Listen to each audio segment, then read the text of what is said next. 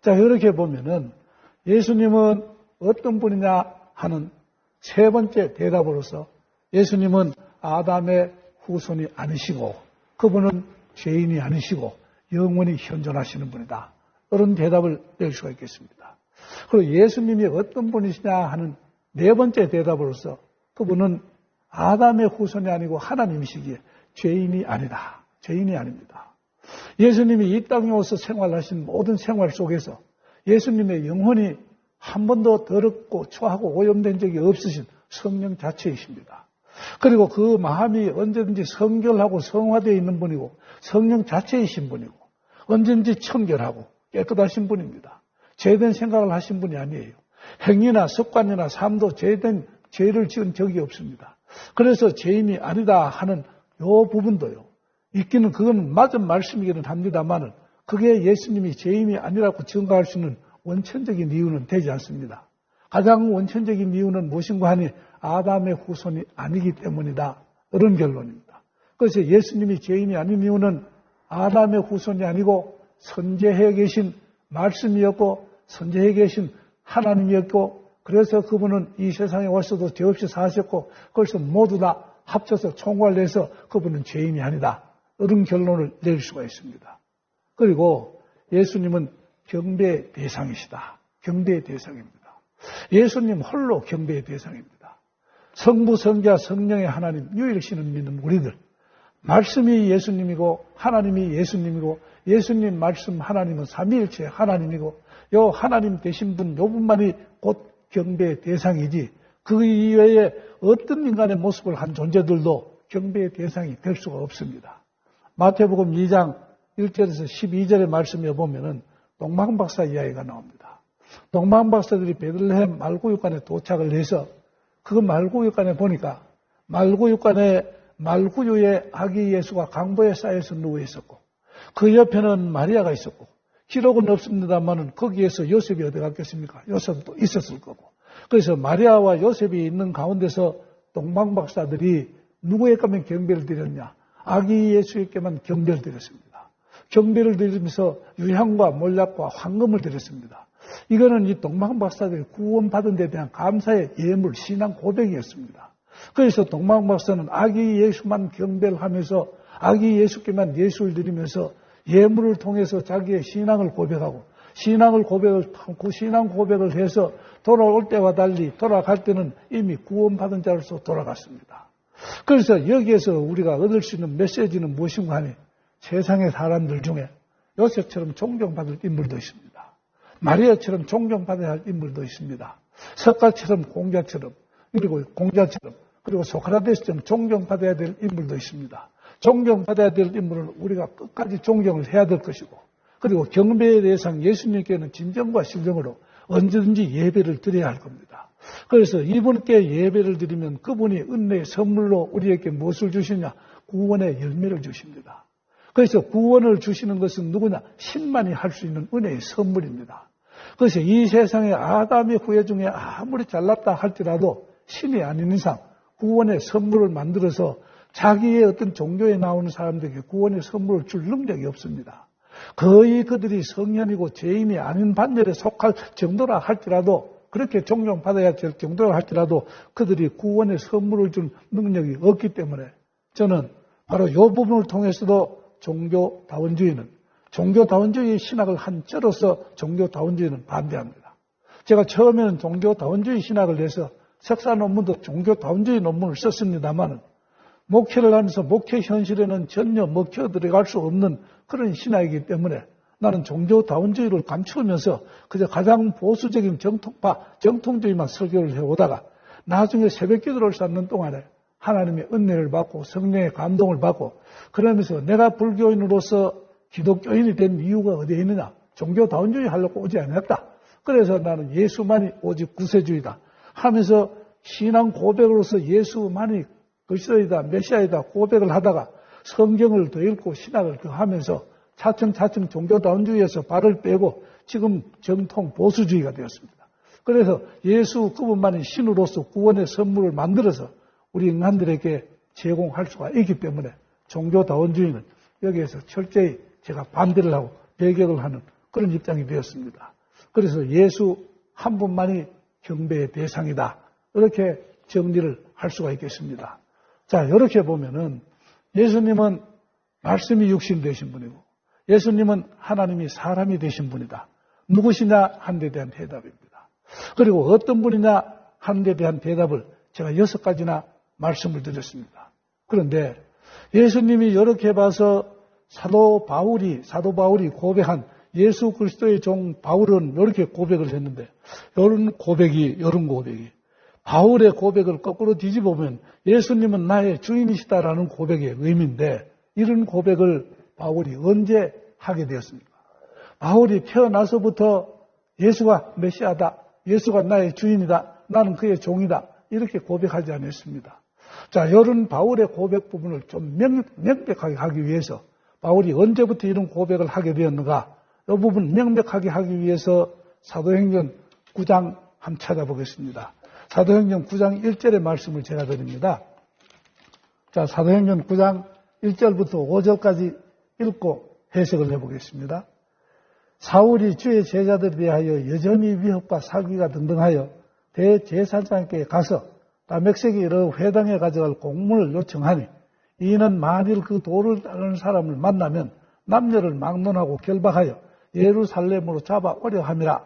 자, 1절과 2절의 말씀을 간단하게 멘트를 하면요. 사울이 제자들에 대하여 여전히 위협과 사기가 등등했다. 이거는 조금 전에 사울이라는 청년이 유대교의 전문 지도자로서 기독교를 탄압하면서 바로 스데반을 죽였습니다. 스데반을 죽일 때 옷만 지켜줬다. 이렇게 6장에 기록이 되어 있지만 사실은 우리가 신학적인 상상력을 발휘해서 추측하면 사울이 바로 그 살인에 대한 교사범임에 틀림이 없었을 겁니다.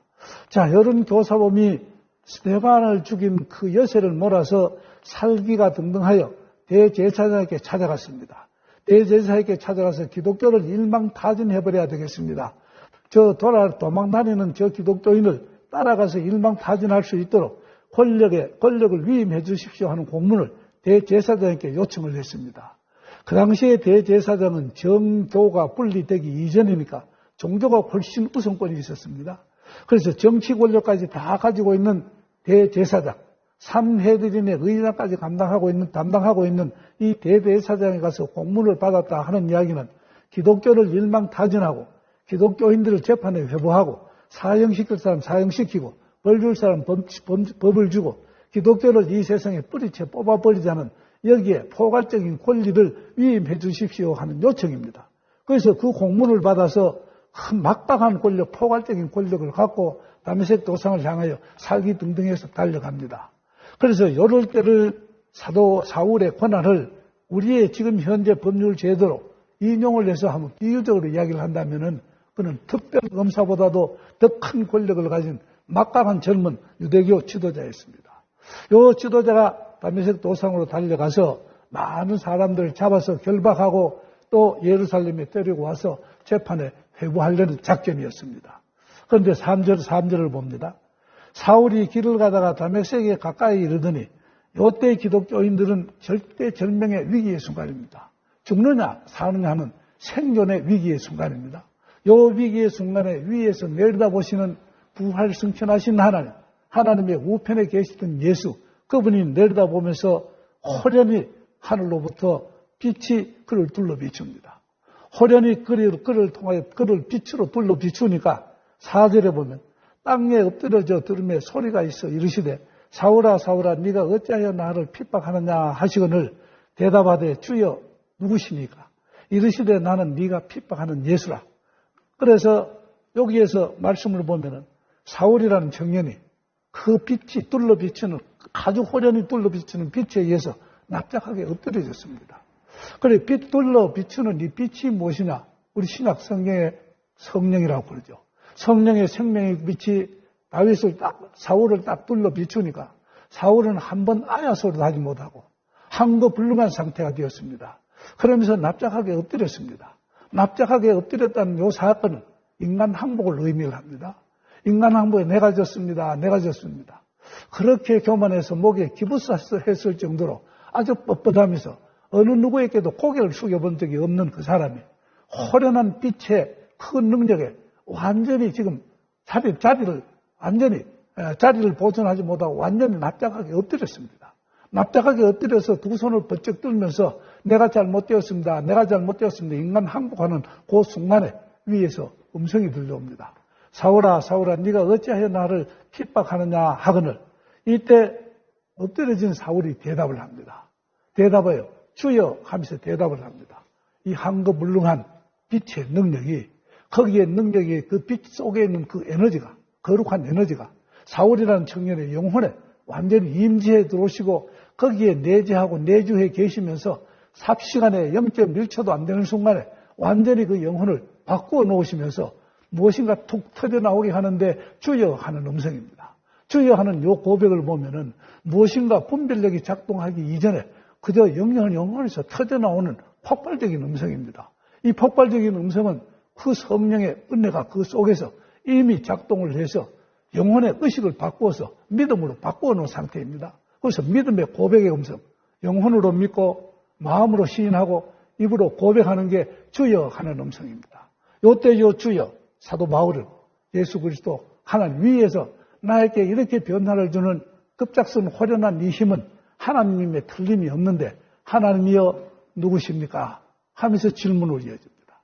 그래서 주여 하는 요 주 하나님이라는 뜻입니다. 그래서 뒤에 질문이 딱 나오는데 신앙적인 신앙 고백 속에서 그 영혼이 완전히 거듭난 경험을 갖고 아주 삽시간에 믿음, 소망, 사랑으로 심어져서 그 주여라는 고백이 터져나오는 그 고백 다음에 이어져서 나오는 게 이성이 거듭나서 거듭난 이성으로 분별력으로 그저 누구시냐 알아야 되겠다. 구체적으로 알아야 되겠다는 영적인 호기심, 이 영적인 호기심이 작동해서 신학적인 질문이 터져나옵니다. 거듭난 이성으로 영적인 호기심으로 발동을 해서 신학적인 질문이 주여 누구십니까? 신학적인 질문을 딱 던집니까? 위에서 또 대답이 나옵니다. 대답하되 주여 누구십니까? 이르시되 나는 네가 핍박하는 예수라. 네가 핍박하는 예수다. 네가 핍박하는 예수가 너의 하나님이다. 너의 주이시다. 이렇게 이야기를 합니다. 자, 그래서 사도 바울이 예수를 주인으로 고백할 수 있는 그 순간은 언제부터 그렇게 고백을 했느냐? 체험적으로 고백을 한 것은 그 이전에는 이론적으로 알았고 이념적으로 알았고 의식적으로만 긍정을 했을 따름이지. 이런 체험적으로 하나님이 주시는 은혜에 의해서 고백으로 터져 나온 것은 다메섹 도상에서의 영성 체험 이후입니다.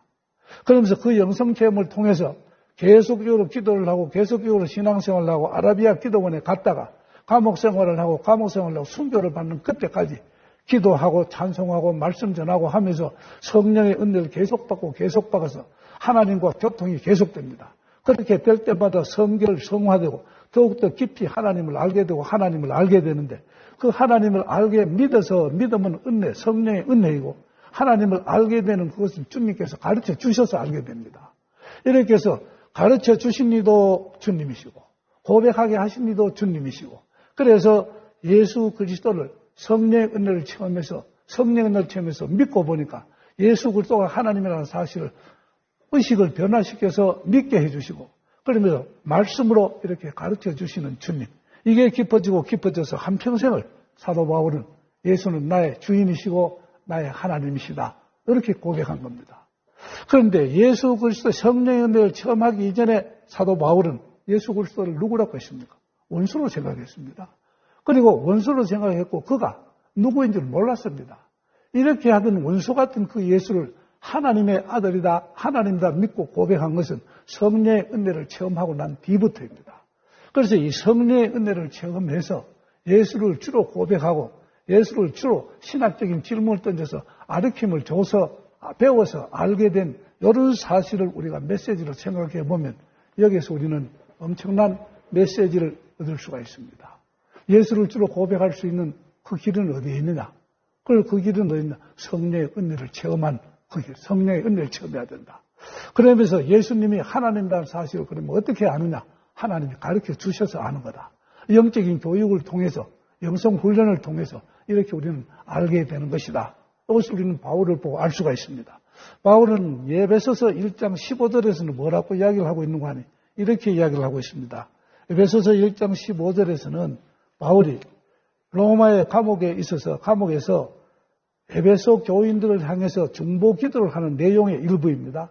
15절의 말씀에 이로 말미암아 주 예수 안에서 너희 믿음과 모든 성도를 향한 사랑을 나도 듣고 내가 기도할 때 기억하며 너희로 말미암아 감사하기를 그치지 아니하고 우리 주 예수 그리스도의 하나님 영광의 아버지께서 지혜와 계시의 영을 너희에게 주사 하나님을 알게 하시고 지혜와 계시의 영을 에베소 교인들에게 주어서 하나님을 알게 해 주십시오. 이렇게 중보 기도를 한 내용입니다. 이 말씀을 우리가 해석을 해보면 무슨 말씀인가 하니 하나님, 주님, 나에게 언제든지 성령을 통해서 당신을 하나님임을 믿게 하고 당신이 하나님을 알게 하신 것처럼 저들에게도 성령을 부어주시고 성령의 세례를 반복하게 하시고 성령의 충만을 받아서 하나님을 믿게 하시고 알게 해주소서 이런 기도입니다. 이렇게 보면은 우리가 하나님을 주로 예수를 주로 믿을 수 있고 예수님을 하나님으로 고백하고 그렇게 해서 믿어서 알게 될 수 있는 길은 성령의 은혜를 체험한 그때 그리고 그 이후부터 예수님과 계속적인 교제를 통해서 되어지는 것이다. 이렇게 결론을 내리고 보면은 우리는 정말 언제부터 예수님을 고백할 수가 있습니까? 우리의 신앙의 간증도 전부 다 이렇습니다. 성령의 은혜를 체험하고 난 뒤부터 예수님은 주로 고백하고 성령의 은혜를 체험하고 난 이 뒤부터 예수님은 하나님이라고 고백하고 그래서 그분은 나의 주인이시고 나의 하나님이고 나의 메시아이고 나의 구세주이고 나의 경배의 대상이시다. 그분은 말씀이 육신이 되신 분이다. 그분은 하나님이 사람 되시는 분이다. 이렇게 고백을 할 수가 있는 겁니다. 자, 이렇게 보면은 예수님이 하나님이시라고 믿고 하는 이 사건이 보통 사건이 아닙니다. 이런 사건을 통하고 사도 바울이 이런 사건을 체험하고 경험하고 성령을 통해서 배우고 알게 되어서 예수 그리스도는 나의 하나님이고 나의 주인이시고 고백한 바로 그 동시에 사도 바울은 자기 고백은 자기와 예수님과의 관계에서 자기는 예수 앞에서 어떤 존재이냐? 예수 그리스도의 종이다. 자기는 예수 그리스도의 종이라고 고백한 때가 바로 이때 이후부터 순교하고 난 뒤부터 순교한 뒤까지 아마 지금도 천국에서 예수 그리스도의 종으로 아주 충성스러운 사도가 되어 있을 겁니다. 자, 이렇게 생각해 보면은 예수 그리스도는 누구신가? 그분은 믿는 자의 주인이시고 또 예수 그리스도는 어떤 분이냐? 그래서 우리는 여태까지 다 정리를 해봤습니다. 그리고 나는 누구시냐? 나는 예수 그리스도의 종입니다. 그래서 다음 시간에는 예수 그리스도의 종이 어떤 분이냐 하는 것을 강의를 하겠습니다. 이것으로 오늘 강의는 마치겠습니다.